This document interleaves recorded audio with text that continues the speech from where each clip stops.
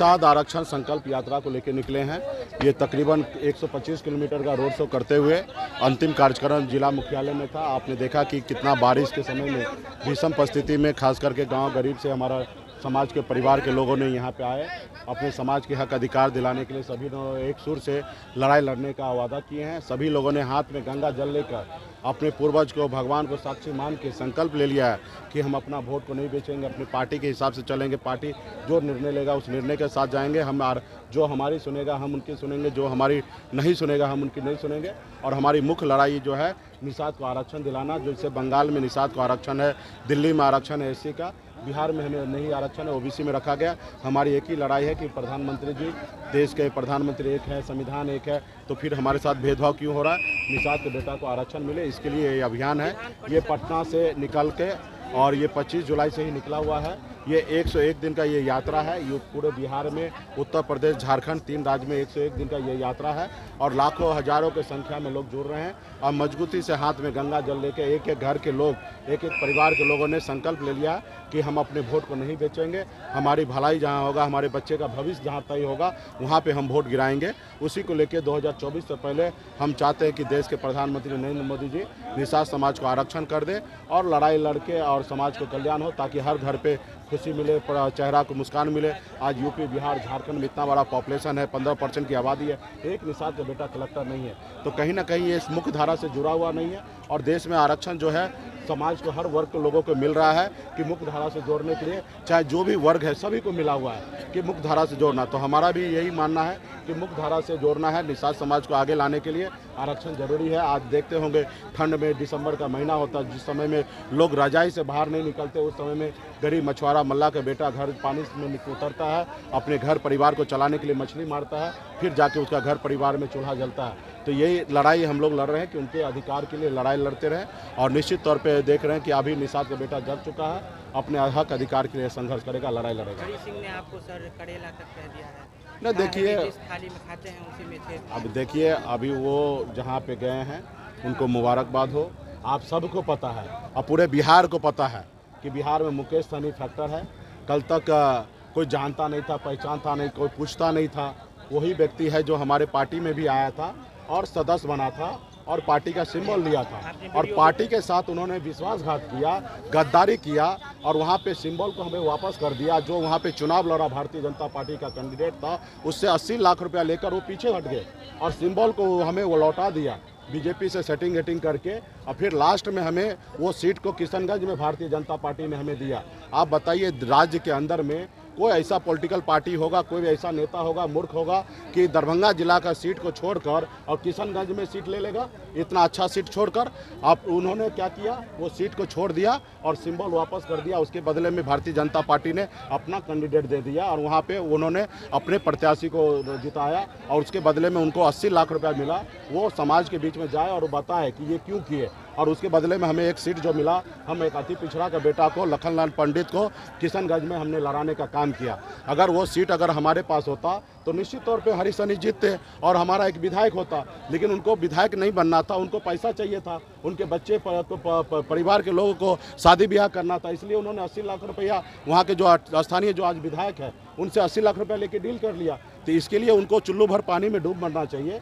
समाज के पीठ में खंजर भोंकने का काम किया। बताइए ना, हमने उनका सीट तो नहीं छीन लिया। अगर हम छीन लेते तो हम वहाँ पे अपना प्रत्याशी देता, हम भले किसी अन्य जात को देते तो आप हमारे पर आरोप भी लगा देते कि मुकेश सहनी शायद उससे पैसा लेके ले दिया। हमने तो उनको सिंबल दिया, हमारा सदस्यता लिया, पार्टी का मेंबर हुआ, उन्होंने संकल्प भी लिया, कसम खाया अपने पूर्वज का कि हम आने वाला समय में हम इस समाज के हक अधिकार के लिए पार्टी के साथ रहकर विधायक बन के लड़ाई लड़ेंगे। लेकिन वो विधायक बनने से पहले वो मैदान छोड़ दिया। उन्होंने 80 लाख रुपया लेके पीछे हट गया। उसका जवाब विश्वासघात किया समाज के साथ, सभी लोगों के साथ।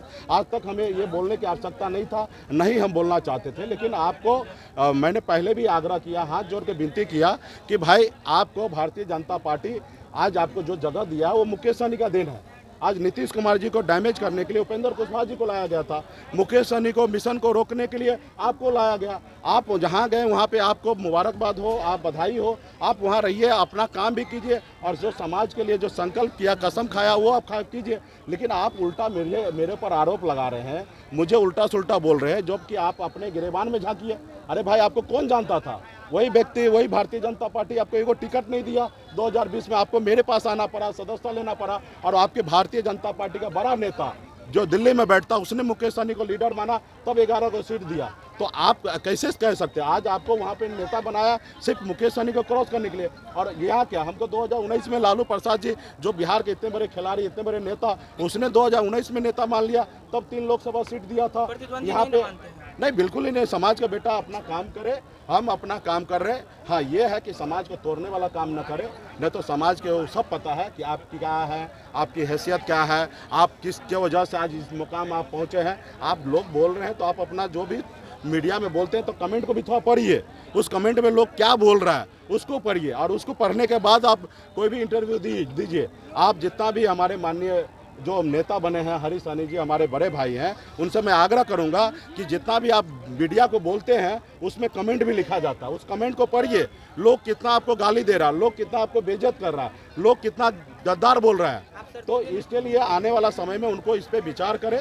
हम उनको बधाई पहले भी दिए, अभी भी कह रहे हैं कि आपको नेता बनाया है, आप वहाँ रहिए। हमको भी ऑफर मिला कि आइए आप ये हमारे घर में आके आप बड़ा से बड़ा नेता बनिए, लेकिन हमने कहा नहीं, हमने आपका महल में नहीं जाना, गुलाम नहीं बनना। हमारा छोटा ही झोपड़ी हो, उसका हम अपना काम करेंगे, अपने लोगों के लिए, हित के लिए काम करेंगे। आज भारतीय जनता पार्टी से क्यों लड़ाई हुआ? मेरा उनसे कोई जमीन का लड़ाई तो थोड़े है। हमने भाई यूपी में जाके या बिहार में अपने समाज के अधिकार के लिए आरक्षण की बात कर रहा है, इसलिए मेरा लड़ाई हुआ। अगर मैं मोदी जी जिंदाबाद करता, योगी जी जिंदाबाद करता, तो मेरे साथ लड़ाई थोड़े होता। हम तो अपने हक अधिकार के लिए लड़ाई लड़ रहे हैं। आज भी हम उनके साथ बात कर ले, सेटल हो जाए, तो कल हम भी बड़ा नेता बन जाएंगे। हमने तो 25 जुलाई को पटना में कृष्ण मेमोरियल हॉल में ही कह दिया था कि हमें बताया जा रहा कि आप मेरी बात नहीं मानोगे, हमारे गुलाम नहीं बनोगे, तो आप ही के समाज में से विधान परिषद में नेता बना देंगे। हम तो आज नहीं, 1 महीना पहले बोल दिए। आज 4 दिन पहले उनको भारतीय जनता पार्टी नेता बनाया है। आप यूट्यूब पे जाइए, मेरे वेबसाइट पे जाइए, आप पार्टी की आईडी पे जाइए, सब लोग देख लीजिए कि मैंने खुला बोला था कि विधान परिषद में एक ही निषाद का बेटा है बीजेपी की तरफ से, हरीश सहनी, उनको नेता बनाने का पहले से हमको बोल रहा था, धमकी दे रहा था, लेकिन हमने उसका परवाह नहीं करना है। आप विधायक बनाओ, मंत्री बनाओ, मुख्यमंत्री बनाओ, प्रधानमंत्री बनाओ, मुझे उससे कोई लेना देना नहीं। हम चाहते हैं कि निषाद का बेटा मुख्यमंत्री, प्रधानमंत्री बने, नेता प्रतिपक्ष बने, लेकिन साथ में हम चाहते हैं कि तमाम 5 करोड़ निषाद परिवार है उसका भी चेहरा पे मुस्कान आए, उनका भी घर पे खुशियाँ आए, और हर लोग नेता राजनीति में जो काम करे वो भी आगे बढ़े। लेकिन इसका ये मतलब नहीं ना किसी के पैर पे, सर पे पैर रख के और आप उसको ख़त्म करके फिर आगे आप बैठिएगा, तो ये अच्छी बात नहीं है। इसके लिए जिसको करना उचित है वो करे, जितना जिसको करना वो करे, और हमारा काम है समाज के हक अधिकार के लिए लड़ाई।